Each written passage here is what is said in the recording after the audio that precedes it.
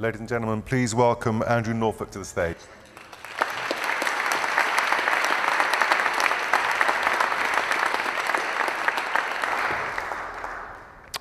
Thank you. On a Friday afternoon, just over 5 years ago, in August 2010, I'd taken a long weekend.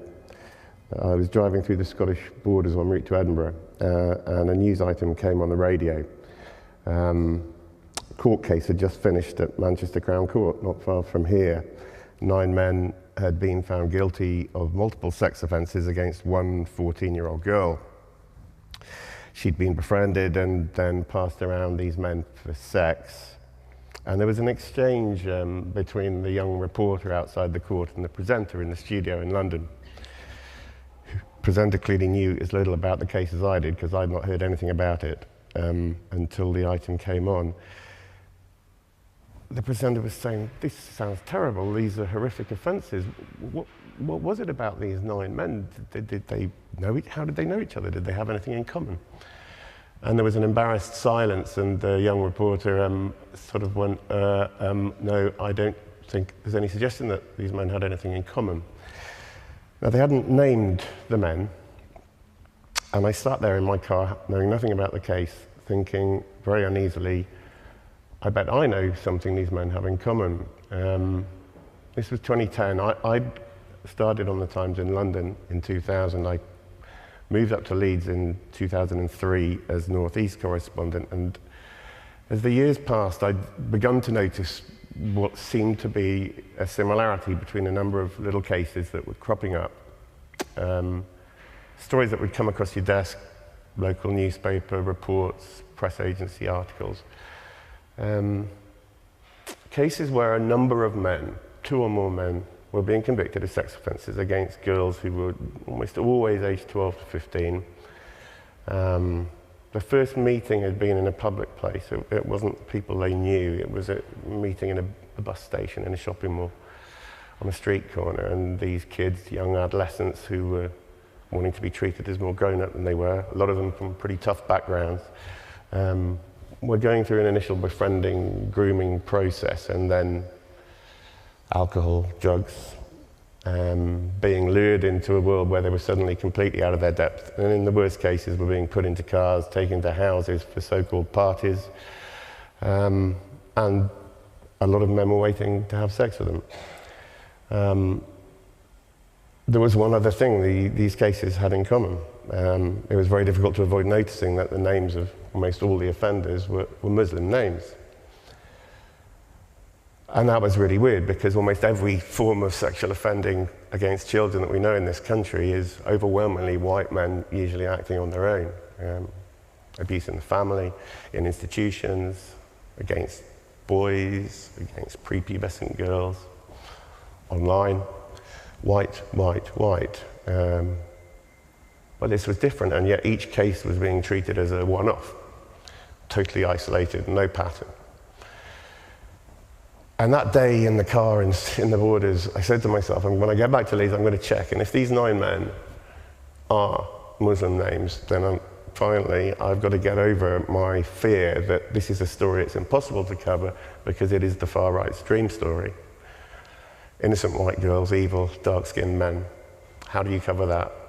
But I can't carry on ignoring it. And sure enough, when I got back, I looked up.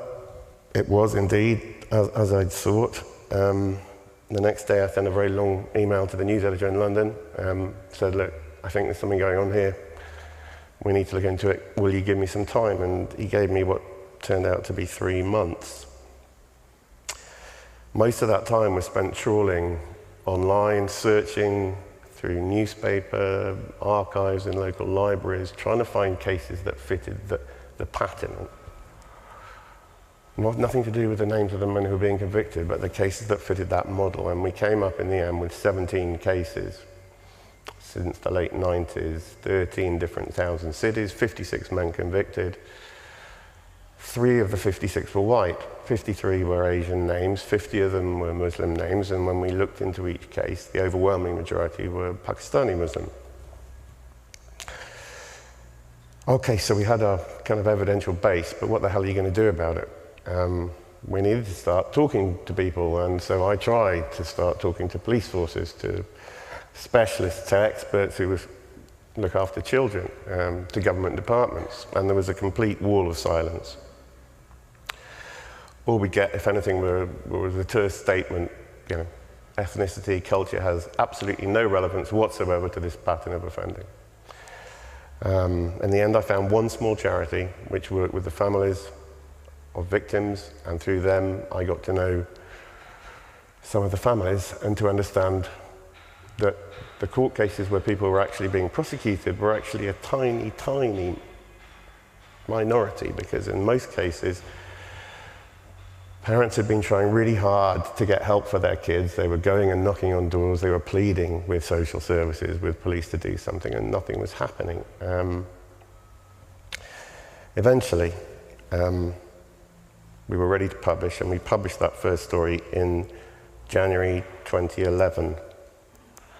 The whole of the front page and 4 pages inside.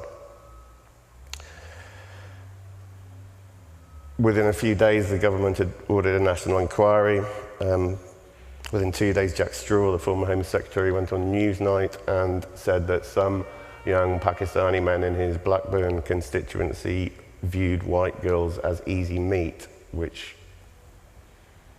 created further headlines. I was called down to London for my very first ever one-to-one meeting with the editor of the Times. I'd been told he was quite pleased with the impact of the story, and I thought I was going to get a pat on the back and be told I'd done a good job. Instead, he told me this was now going to be my full-time job. I thought we'd done it, but he said we were going to carry on keeping running stories about this until, and he pointed from his office out through the glass around into the newsroom, until the day comes when every single one of your colleagues arrives for work one morning, picks up the front page of the Times and says, "Oh my God, not another bloody story about child sexual exploitation." That's the day, he said, when I'll know we're finally starting to make a difference. You're going to carry on writing about this until we're satisfied that every public body in England has the knowledge and systems in place to protect children and prosecute offenders, however long it takes. Well, it took 4 years. We told more individual family stories. One of the very first was from a grandfather who rang from Rotherham, who wanted to talk about his granddaughter. 1 month after her 13th birthday, she'd gone to school and then gone missing, and the school had rung her mum, who'd immediately rung the police, who'd said, "Don't worry, love, she'll turn up as soon as she gets hungry." She didn't turn up that afternoon, that evening, and at 2:30 in the morning, the next morning, a woman on the other side of Rotherham had picked up the phone and dialed 999 because she'd heard a young girl screaming in the house next door. Police had gone round to the house. They found this 13-year-old girl with another young girl. She was almost completely naked, she was blind drunk, and she was with 7 adult Pakistani men. She was drunk and leery. And South Yorkshire Police arrested the 13-year-old girl for being drunk and disorderly. They took her back to the station, put her in the cells, eventually charged her, and she was convicted. They didn't even question the men as to why they were in a house with a 13-year-old girl who was nearly naked in the early hours of the morning. Another early story was about Rochdale, and in the spring of 2012 came the first big court case we covered. By now, this pattern and this story was getting quite a lot of attention, but there were still many days when we were the only newspaper in court. It was a trial that lasted several weeks, and on one of those days, we learned something pretty extraordinary.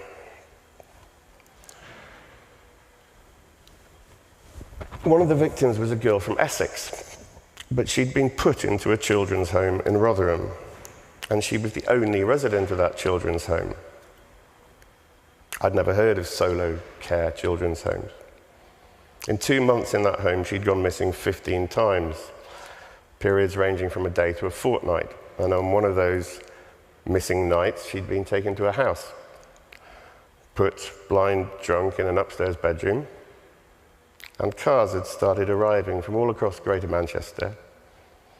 Men were queuing on the stairs and on the landing outside the bedroom. And the jury heard that 50 men had had sex with that girl in one night. She was a child. When I looked into this children's home, it turned out that Rochdale had more than 40 solo care homes, each supposedly offering specialist 24/7 care to one child. Essex County Council was paying more than £250,000 a year to place that child there. We discovered a whole pattern of private care companies, many of them owned by private equity firms, buying very cheap properties in the north and the Midlands. And vulnerable kids were being shipped up from London and the southeast. Private companies were charging extortionate prices. And these kids were being placed, many of them right smack bang in the middle of sex grooming hotspots. That story is just one example of some of the spin-offs that came along the 4 years, but it led to an urgent government review, a significant shake-up of children's home regulations. By now, more and more criminal inquiries were being launched, but I kept coming back to Rotherham because something about what the police had done in that house really troubled me. We told and got to know some families so well in that town, and I got to know the case files, and it just seemed extraordinary that the authorities knew so much and did so little. I couldn't work out if it was just these isolated cases I was hearing about or whether it was something more. And eventually came the big breakthrough for the investigation, without question the most single important day, which was the day I drove to an address somewhere in South Yorkshire. I waited, and eventually another car drove up. I opened my boot, the driver opened theirs, and two very large sagging cardboard boxes were transferred from their car to mine. Inside those boxes were hundreds of confidential documents. Internal papers, police intelligence reports, social services case files. Those papers gave us the chance to tell a very detailed and damning story, how for more than a decade, South Yorkshire Police and Rotherham Council had known exactly what was happening. They knew the girls, they knew the names of the men, their nicknames, their home addresses, their car registration numbers, the places they were taking these children, and they had effectively sat back, shrugged their shoulders, and done nothing. In my naivety, I thought that when we published that story in September 2012, those at the top of those two organisations would be so shocked and ashamed and horrified that they would immediately announce inquiries to try to get to the bottom of what had happened. Rotherham Council was indeed horrified, and an inquiry was launched, but not into their own failings. All they wanted to know was how we'd got hold of the documents. They'd already tried to get a High Court injunction to block an earlier story. Now they asked the police to launch a criminal inquiry into the leak. They also hired a firm of solicitors to investigate the security breach. As for the police, they not only dismissed all criticism, but publicly accused the Times of exploiting the victims. Those authorities were in complete denial, so we kept digging, and a year later, in August 2013, we published the story that eventually shamed the council into commissioning the independent inquiry, whose report was published in August last year. Rufus was telling you about it. It wasn't just the numbers, 1,400 children, it was the clear evidence the inquiry had found of horrific crimes having been ignored or suppressed by the authorities.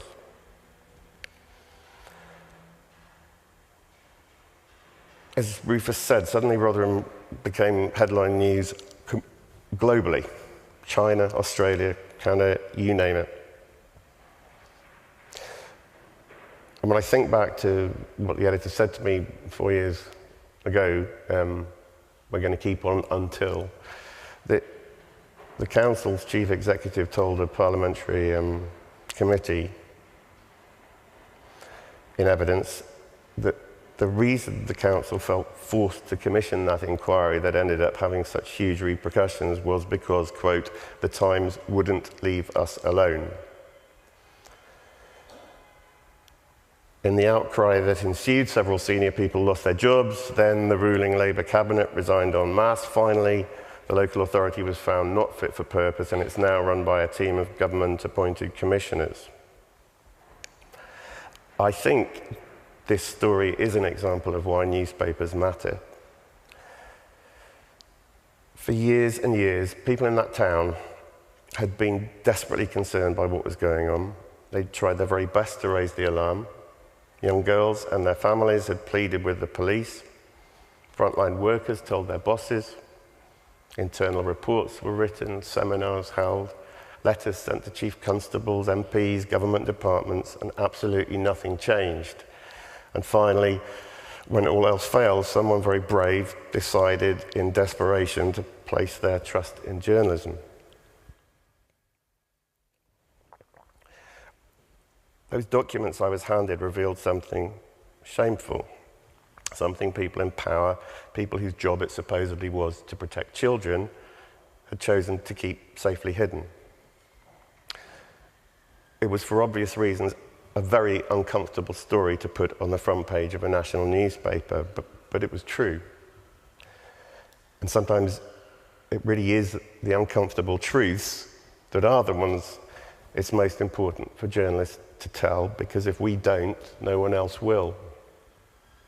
On my own, I could have done exactly the same work as I've done these past 5 years, and it would have achieved precisely nothing. I could have posted blogs, I could have stood and shouted on street corners. It wouldn't have changed anything. But this wasn't me alone. This was the Times, which showed an extraordinary level of commitment and trust in allowing one of its staff reporters to pursue a single investigation for such a long time. And because it was the Times that kept running those stories, people listened. It wasn't the sort of story that immediately makes people rush out to buy newspapers. It exposed us, particularly in the early months, to some severe criticism, to accusations of racism. Our motivation was questioned, but we kept going.